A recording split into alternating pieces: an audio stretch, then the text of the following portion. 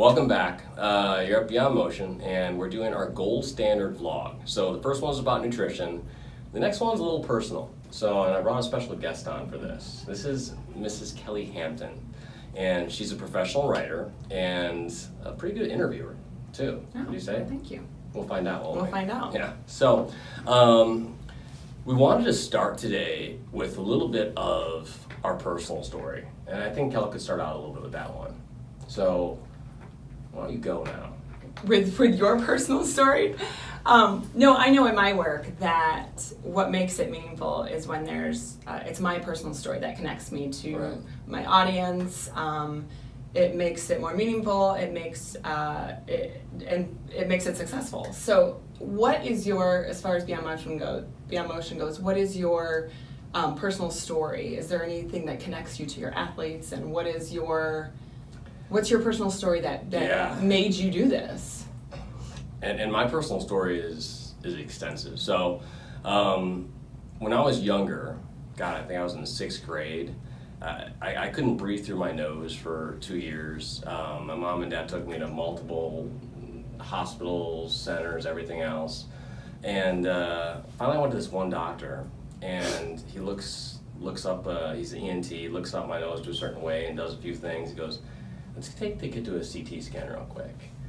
So goes to a CT scan, and we do it that day. So it's urgent at that point. It's like, okay, this is sort of like, everything's rolling, and you're getting nervous even at that point in age.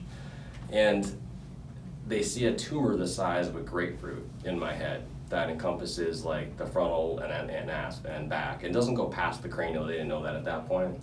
But it was a tumor called Angiofibroma. And it's a tumor that occurs normally in adolescent males, and because of a prepubescent and going right before puberty hits, and that obviously caused a few issues as far as development goes, as far as just dealing with the process. So the first process was to go in there and get a biopsy to make sure it was malignant or not malignant. How old were you at this point? I was 12. Okay.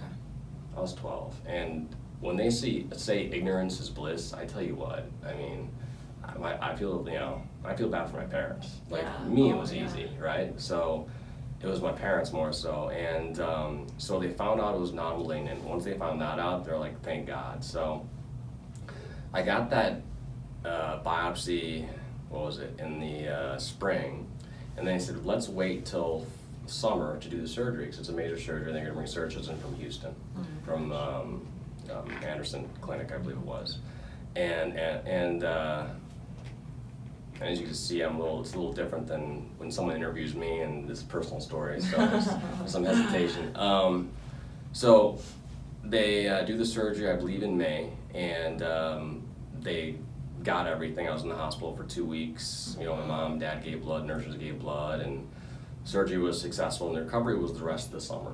So this is in 6th grade. I go back in 7th grade, and 7th grade starts, and you got a big scar on your, head and everything else, and it sort of shaped me to understand at that point a little more of like, who you are isn't defined by what you see. It's what's inside to a certain extent, and to make the little things in life joyful, and to enjoy your mom and dad, really. I mean, and to enjoy looking outside and being like, okay, look at that. Let's pretend like we put a pond out there and go fishing and everything like that. So that was one of my first experiences that really got me understanding that there is a health and wellness aspect, that there is a physical aspect, and that you are not bulletproof, no matter what age you are. Then the next thing, that's 6th grade. 7th, 8th grade is great, sports is great, everything else, and schooling. Then I go to 9th grade. I'm a freshman in high school. I go for a layup, and I have a bilateral tibia plateau tear. So for those of you who don't know, tibia plateau is the bone right under your patella, and it's a bone about the size of this finger. And when you're going, once again, through puberty, your quads a lot of times get stronger than the bones, because the bones are still maturing and whatnot. I went into extension and actually popped both bones straight out. Oh my So God. during that time. So I went to the ER, they popped them back in, and they pretty much said, okay, we're going to try to cast them first and see if they're going to heal. And there's one on my left one, there's like about a gap and see. And so I was in cast from my hips to my knee, from my ankles, my knees, my hips, for about 5 months. Wow. So I stayed at home, missed half my freshman year, and once again I'm put in this same position of mom and dad taking care of me. And by this time, you're like 15. Yeah, Yeah. I'm 15, and it's a drain. You see that you feel bad for them, and I'm just enjoying life, and I don't know any better, and I'm waiting for my dad to get home. My mom's sitting there, I'm in the wheelchair going back and forth, and it's learning to enjoy the moment, learning to enjoy like the little things, and the only thing that sucked was going back to the doctor and trying to figure out, is there calcification going on? Because if there wasn't, then I had to get more screws put in and everything else. So, and we didn't have rehab back then like we do now. So it's like I got out of these casts and it was pretty much go. So I'm playing sports and I feel like I'm on two jelly belly legs doing things, and it was just never the same necessarily. But it was at that point where I took a lot of interest in my body, and I said, listen, if I'm going to compete at this level, I have to really start to train. And it embodied the aspect that I can't get by on pure talent alone, that I have to make sure that I prepare for what I'm about to endure. So with those two things, that sort of prepped me for how I outlooked as far as how the body works and how I actually understood what I needed to do to get it ready for certain aspects. And that's when I started to research at a very young age what I can do to make it better. At what point did you decide you wanted your career to be that? Early. Because my mom taught aerobics when I was younger. And she, was always in the fitness industry to a certain extent doing that. And at that point, I'm like, I know I wanted to be something there, but I didn't know it was going to be a strength conditioning coach. I didn't know it was going to be a performance enhancement coach. I know I wanted to be in the fitness field to some degree and help. So when you went to college, what was did you change degrees? Did you start off? I started off as, like, back then, when 89, 90 when I went to college, it was, 93, what am I saying? Where'd you go to school? 93. Started at Missouri State and then went to Colorado State to finish. So, you say you want to train athletes, so they put you in the athletic training program. Mm-hmm. No offense to the ATCs out there, but I didn't want to wrap ankles for a living. Okay, so I wanted to actually do performance. And once I went to a few of these classes that they thought I wanted, like athletic training 101, as Wibbs in the background could understand, it's like, okay, this is not what I asked for. So I had to switch to exercise science degree and go from there. It took a while. So I went to Missouri State. I took some time off after that. At that time off, I actually went to, the Bulls, and Al Vermeil, who I knew beforehand a little bit, his strength coach for the Bulls, sort of said, come on out, help us out what we can. We have the boat practice, then we have the private clients they do in the afternoons. So I worked my ass off for a year and worked at a local health club, and then worked for the Bulls for that rest of the year, and helped him with the private side of things. And he sort of reorganized my head, and I think we all need mentors, and got my head to where I wanted to be. Okay, here's the plan you need to do to succeed, and sort of program that framing as far as the next step is we have to finish school. So that's when you hadn't finished your... I hadn't at that point. Okay. So I was 2 years in, and God, you gotta remember, it's like, and listen, I tell every parent out there, be patient, because it wasn't until I was 21 where I took school seriously, yeah. Right? So I mean, it's like they're all frustrated that the 20-year-old's not doing well. Well, half the time you don't know what you want to do at that point either. You don't, and you're not mature, and you never studied in high school, and you just don't know how to, the habits aren't there yet. So this was still, you were going for exercise science? Still for exercise science, and Al had a connection at the Olympic Training Center, which was Dragomir Coalition. So he was Olympic training, the weightlifting coach, And he said, what if you go to Colorado Springs and you could be like, help the junior side of things, and then school, they have a great, exercise science program in Pueblo. So Pueblo, for all of those who don't know, is about an hour from Colorado Springs, which I didn't know. So I went out there, was at the OTC, lived at the Olympic Training Center for 2 years, and commuted back and forth from Pueblo. Loved it, absolutely loved it. When I tell young coaches, listen, you learn sometimes more through osmosis than you do anything else. Sure. I mean, I was watching the best weightlifters in the world lift 4 hours a day. Wow. And at first, I had no business even talking to these guys and giving any advice whatsoever. And 2 years later, I'm helping coach the junior team. So, and you, after being, it's like a track coach. If you're on a track for 4 hours a day, you're gonna pick up stuff just innately. And then after you define, and like what we call them now is we call them patterns now. So after you see a pattern on a platform, after you see a pattern on a lift, you're like, okay, let's do this, this, and this, and correct it. So after that, for 2 years, it was pretty impactful for me, and pretty impactful as far as my philosophy when it came to training too. So you lift heavy weights fast, you're gonna get some powerful athletes. So very powerful athletes. Wibbs keeps on telling me in the background to get bigger. Dude, I'm 170. How much bigger do you want me to get? Okay, sit taller. Okay. Okay. So then you finished school. No, I didn't finish school then. So remember, I went to school for 2 years, but I did not take school very seriously. So the school didn't transfer totally. D's don't transfer. Yes. You understand that? I do. So it took a little So I was the OTC for 2 years, and that then turned into, okay, I don't want to live on campus anymore, so I want to get off campus and take the next step. So I lived off campus, got a part-time job at the YMCA, had about 1.5 years left, maybe 2 at that point. So granted, sometimes college takes some time, right? Sure. Yeah. So I wasn't for it. I finished in 4 years. Yeah, I mean, it's this experience.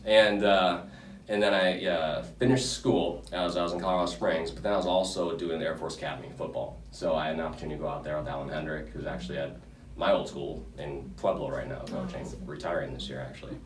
And I worked with the football team there. So I was able to get that experience with Olympic Weightlifting Center and then go to the football team and experience the speed aspect of things, the plyometric aspect of things, the movement, agility, everything else, combined with the weightlifting aspect. So they obviously love my weightlifting aspects, so they wanted me there more than anything else. It was then, after I graduated, finally, and keep in mind, I never let my dad see the campus before I graduated. He always wanted to see the campus, and I go, no, not until I graduate. So I graduate, and at that point I get a chance to go back with the Bulls, and they needed help with draft evaluation. So I did draft evaluation with them for, I think it was 4 months, 3 or 4 months right there at that point. It was a fun summer. And the Bulls, when you're with them, Al Vermeil is one of the best strength coaches in the world. So he's got like a farm system, so to speak. So it's like, it would be like me and having Wibbs and Matt and Cody and everything else, and people calling me for jobs and saying, hey, we have an opening here, who do you have? So it's sort of, you're just waiting for that call a little bit to a certain extent. And so I get a call that wasn't from any of his resources, from another, from Stem and Hawkins Orthopedic Firm, which is one of the better orthopedic firms in the country. And they wanted to bring me out there to run their performance center, but also be the liaison for the Rockies for the performance and speed training. Went out there for an interview, and obviously it was near my old stomping grounds, Denver, Colorado Springs, really close.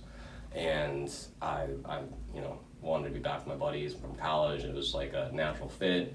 I don't know how much Al loved the fit. He was more team-oriented at that point, but I liked it because it was the private side, and I could sort of make some of my own stuff at that point too. So I contracted out with the Rockies. Larry Walker was one of my main players. Worked with a bunch of those guys, and after about 4 years of doing that,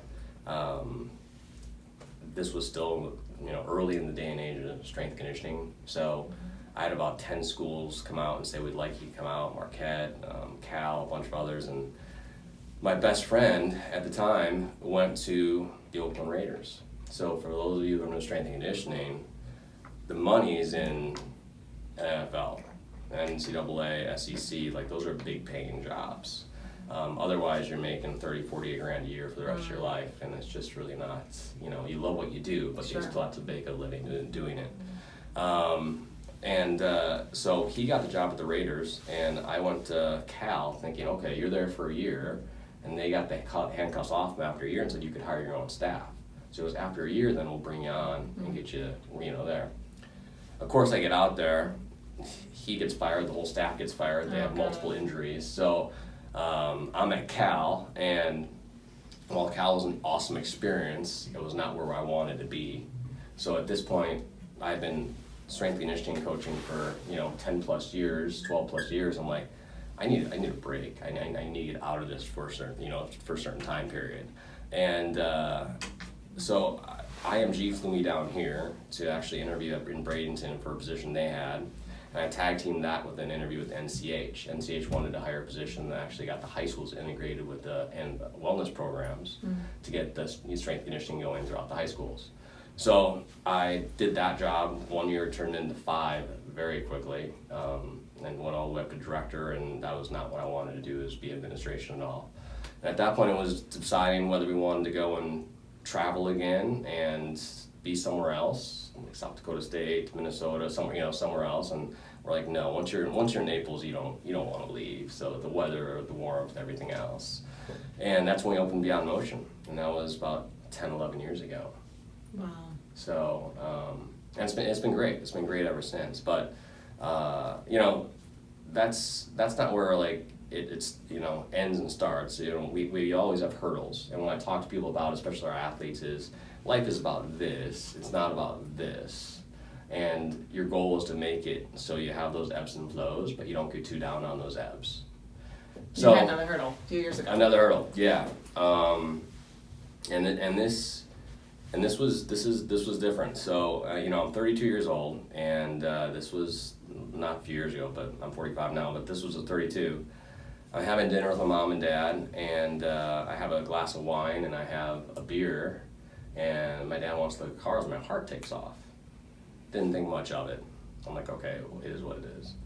And then about 2 months later, it does it again.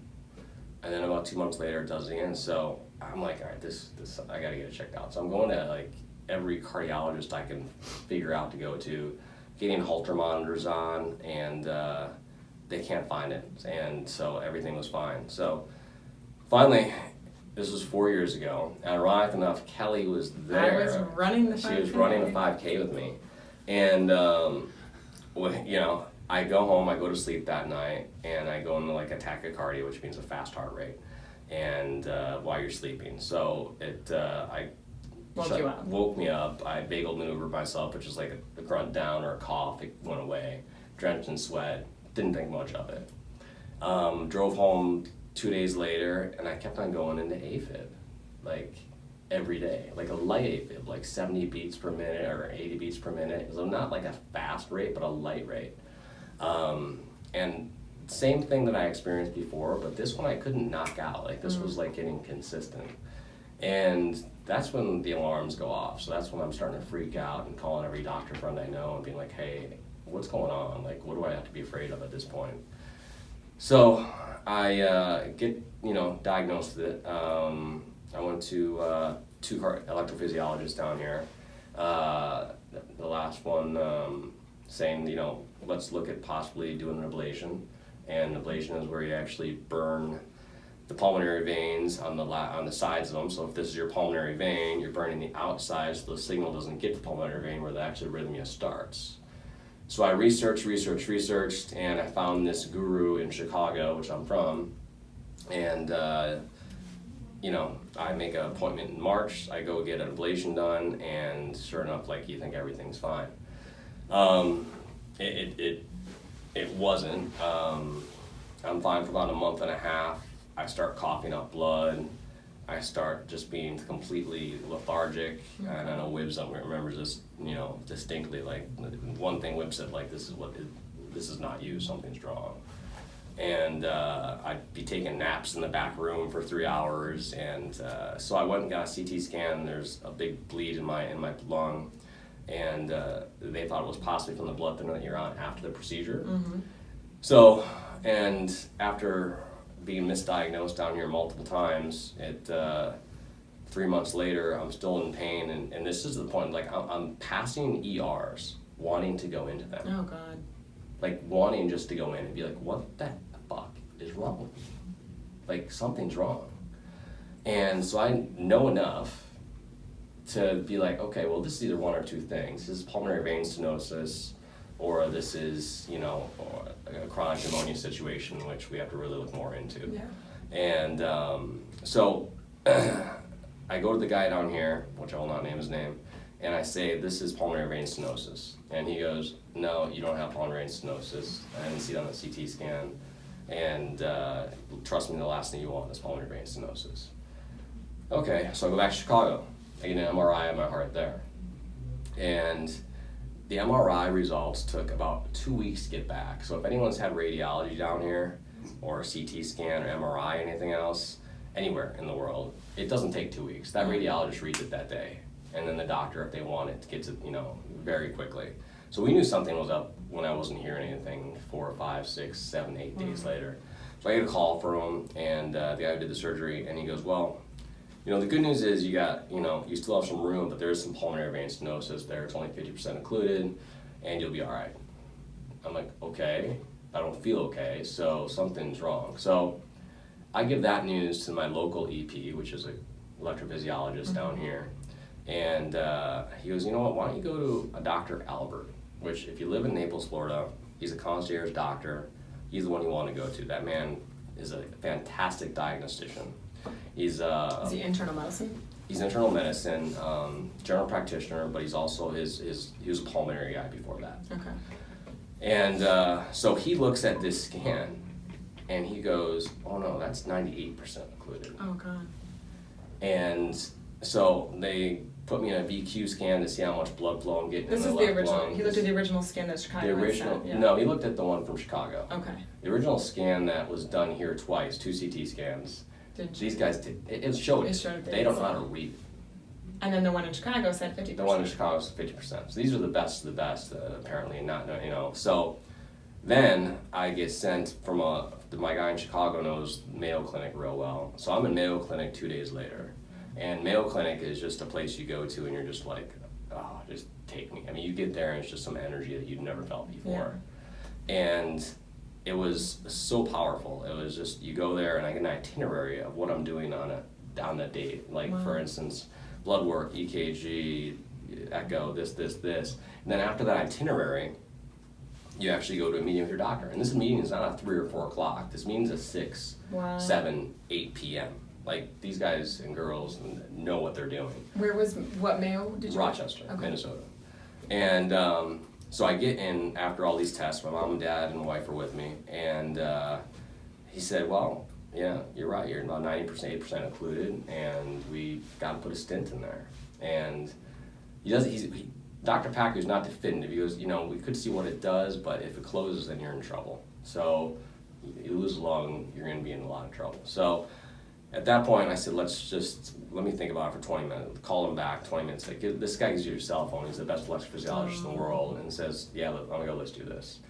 So then the next day, they put a stent in. And for those of you who've had a stent in any artery or vein or whatnot, it's one of the easiest procedures in the world. Then they put a 10 millimeter stent in. And the big thing with PVS is that stent going to close or not?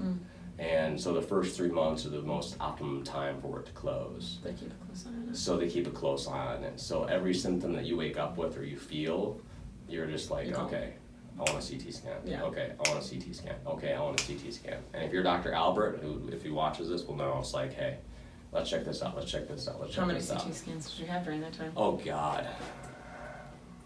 Probably 6. Oh, wow. Way too many. So, I mean, knock on wood, hopefully it does nothing long term to the body.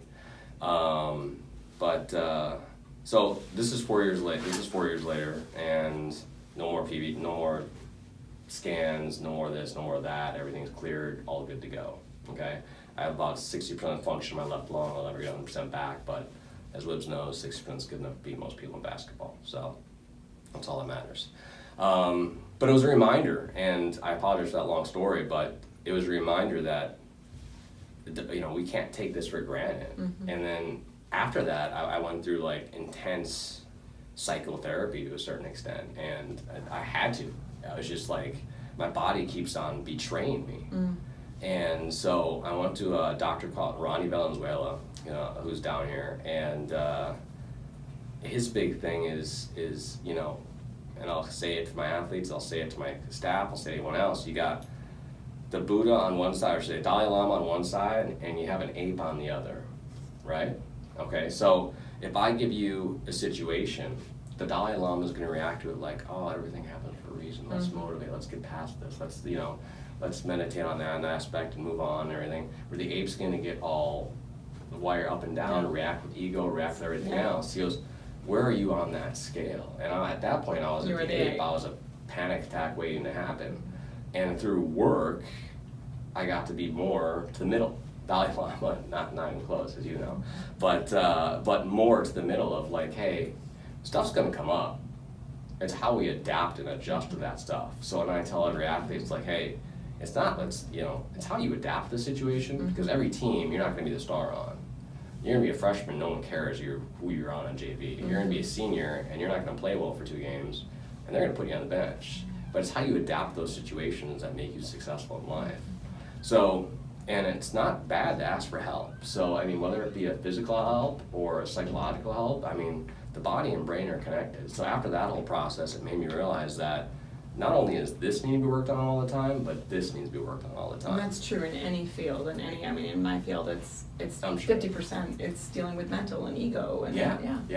And I mean, almost bigger than the downside, right? Yeah. So, and it's a constant training too. So just like the body, you can't just go to somewhere and say, hey, I got a great therapy session and I'm not going to follow up on anything. So it's just like you have to consistently remind yourself of like, all right, this is what matters. This is how I'm going to focus. This is what, if anything does happen, I can adapt to that. I can adjust to that.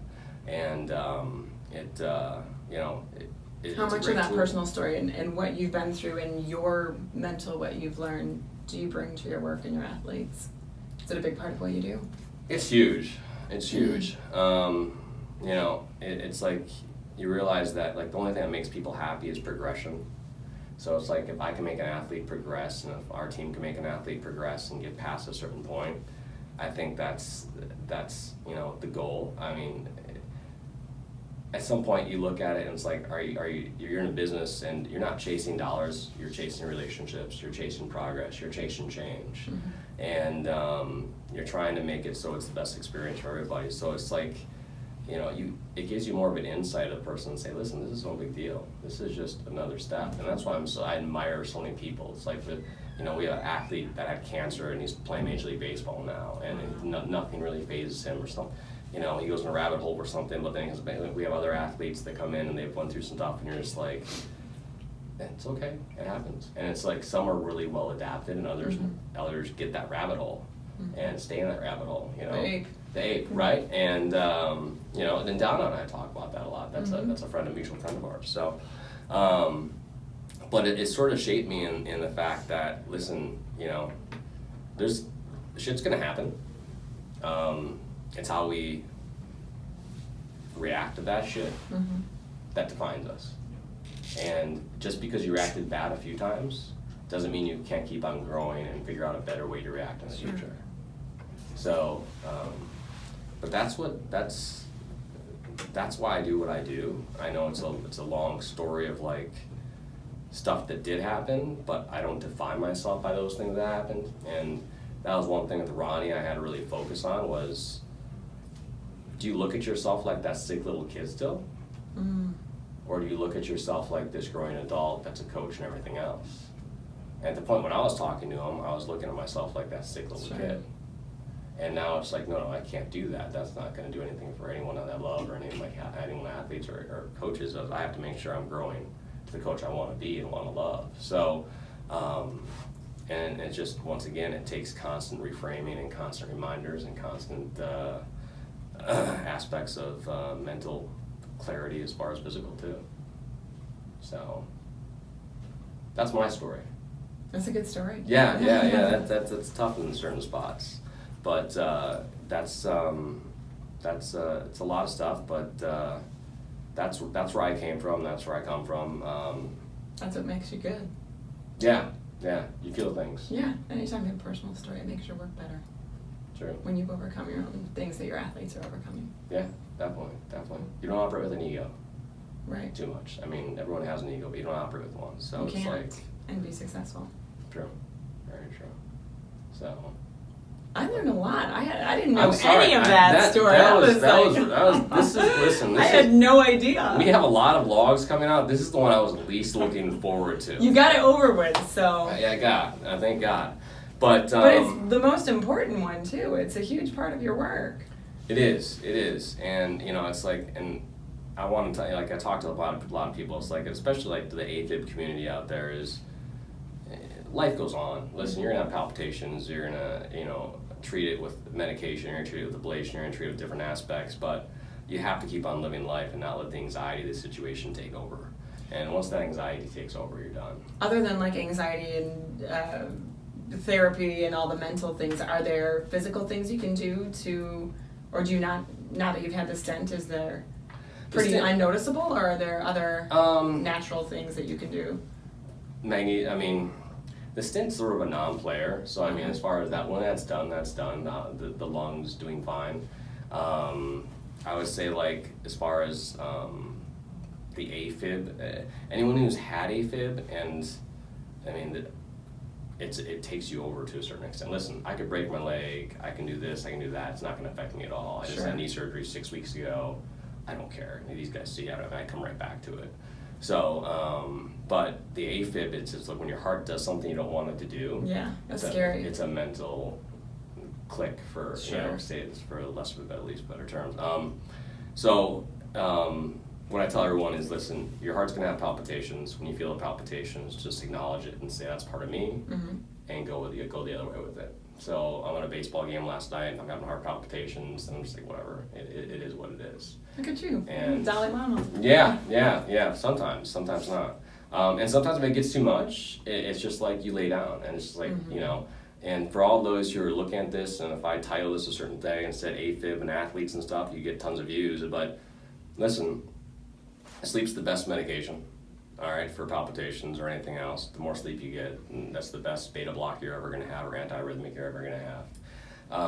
And then after that, you're looking at magnesium taurate as natural remedies. You're looking at exercise as a natural beta blocker to make sure your heart stays in rhythm and is actually healthy electrically and functionally. And you're making sure that your mental side is clear, because any stressor or any anxiety is going to bring palpitations up. Yeah. So, and last but not least, be open with it, because there are so many people that struggle with A-Fib that you don't even know about. And I do evals. I'll do 1,000 hundreds of evals a year. I'll say 6 to 10. They're young people. I'll do a pulse. You'll see A-Fib with a few of them. So it's not uncommon. It's not uncommon to have it at 26. It's not uncommon to have it at 56. So, and the causes, they're still trying to figure that out, especially if it's not due to any kind of blockage. So some people are just wired that way, and we have to, understand the fact that it can't take us over, that we have to sort of understand that we have to treat it. Is that genetically inherited? They think it may be. My mom had it in her last years. My aunt had it before she passed. My dad has an arrhythmia a little bit, but not A-Fib. I think our cameraman has a little bit of one too as well, but we'll talk about that. They're not sure if it's inherited. They're not sure if it's a vagal aspect. That's just your vagal nerve is not, you have a sympathetic nervous system. Are you wired too much stress-like, anxiety-like, where it just brings it on? I would say that 99% of people that have A-Fib have an anxiety issue to some degree. A little more on the ape side. Yeah, a little more on the ape side, which that's great. That's great to bring it back to, yeah. So, and the more you deal with that, the more you'll lessen that. But, like I said, it's a thing that a lot of the world is dealing with, or a lot of population, I should say, is dealing with. And it's important that you don't let it, once you treat it and once you get in a good rhythm with it, to make sure that you're living your life, not letting it, live it for you. So, because, you get to a point after dealing with all that stuff where you go to St. Martin, and I'm wondering where the closest hospital is in case something happens. Okay. I'm 40 years old thinking that way. I'm 45 now, yeah. You're driving by ER, yeah. So you're like, where's the nearest hospital? I'm just like, I can't think that way. So, I got a buddy asked me to go to Costa Rica for a week, and I was like, I'm not going there. There's no health care. And I'm not 80, so that's where your mind naturally goes to. Sure. And it's definitely a constant reframing aspect. So all that stuff I talked about, that's not relevant in my mind frame. It may be deep in there, right, subconsciously, but it's more of the heart stuff that brought it out later on. So it was like when Amy met me, she's like, nothing bothered you. And the heart stuff comes up, it's like, well, that's something you can't control. So it's not, it's like something, if you break your knee, I could deal with that. I don't want to do with that. We can fix that. Sure. But with the heart, it's sort of like in the background always. And for those who have it, understand that, that meaning. But it also reminds you, it's like, listen, if I learned one thing, and if there's one thing you can leave this with today, is every day your goal is to be present, because you don't know what tomorrow brings. And my goal is today is a good day, and this is a statement from Ronnie, is today is good, tomorrow I don't know. Mm-hmm. So I'm going to enjoy today and do what I can to progress and make what makes me happy, what makes my wife happy, what makes my family happy, and then go to the next day and do that same thing, because we're not guaranteed anything. So that's a good closing line. Yeah, that's good. So that's my story. I'm sorry I talked a lot, but this is one we wanted to do and sort of tell you the personal side. Yeah. Kelly does it professionally, so she's much better at it than I am. No, you did great. But I appreciate you coming out and helping out with this one. So it means a lot to have you here. Too. So Donna couldn't handle it, so I appreciate that. Let's take a picture and send it to Donna. Yeah, that'd be good. So we talked about her. So yes. So if you have any questions on any of that stuff, please give us a call. Our number here is 239-254-9300. My name's Rick, and I'll answer anything you want as far as any of those aspects go. If you want me to go in detail more so about them, I'm more than happy to. This is meant for people to learn and take something from, and we're hoping that every time we put one of these out that you're getting a little better every day and understanding yourself a little more every year. So, awesome. So God bless, and thank you for your time, and have a great one. Thank you.